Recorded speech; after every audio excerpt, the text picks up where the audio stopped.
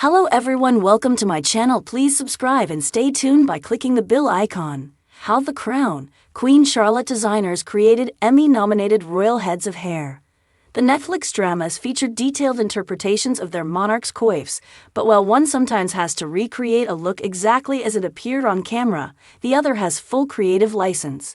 Throughout the respective seasons of The Crown and Queen Charlotte, a Bridgerton story, the audience watches two royal women, Princess Diana and Charlotte, take charge of their narratives.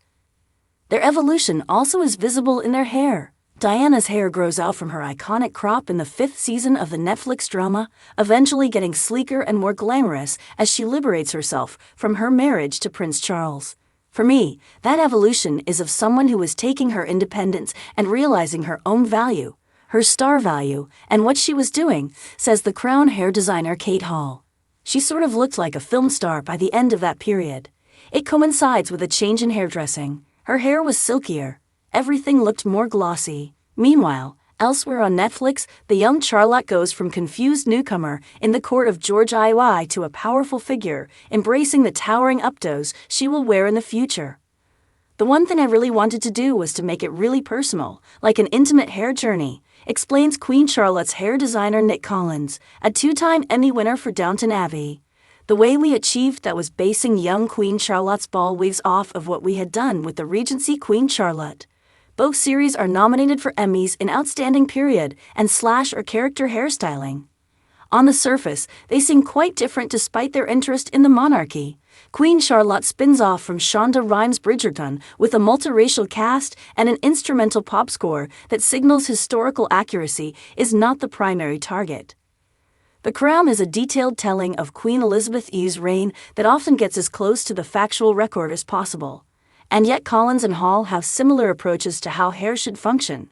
Both designers started from archival material and then largely put that away, a fact that is more surprising in the case of The Crown. You're using a reference, you're faithful to it, and you hope to get to the point where you start to discard it, because there's a kind of character evolving, which is this bastard love child between your character and your actor, Hall says.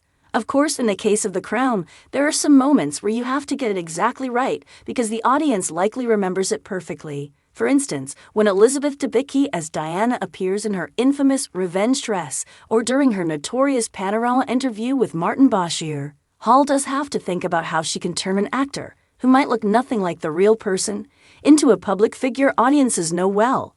When Hall learned Olivia Williams was cast as Camilla Parker Bowles this season, she thought there was no way she could transform her, given how different they look.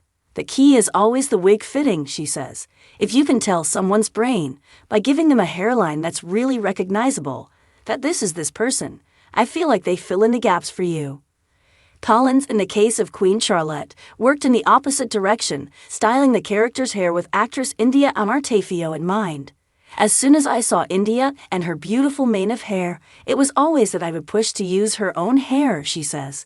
Collins then built wigs that were modeled on Amartefio's actual hair texture. She didn't style Amartefio's real hair, however, for fear of damaging it. From there, it was finding the shape that suited her, but trying to keep to the 18th century oval shape, Collins says. Collins was also styling for another Queen Charlotte, the older version of the character audiences know from Bridgerton, played by Golda Rosheuvel, who exists in the Regency period and frequently wears towering wigs. The challenge was to find a way to innovate, Collins says. I know the shape, I know how to build the cages, I know what the elements are, but I was trying to find something outside of that, she adds.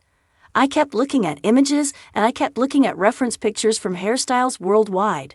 All periods, all eras, and texture kept coming back to me. The first one she built for Rosheuvel, she says, was a totally contemporized period fusion. When it comes to the Queen and the Crown, however, things remain a lot more static, even if the actress changes between seasons. Imelda Staunton took over Elizabeth this year from Emmy winner Olivia Colman, but that coiffure? That remained mostly the same. As Hall says, can you imagine the Queen without queenie hair?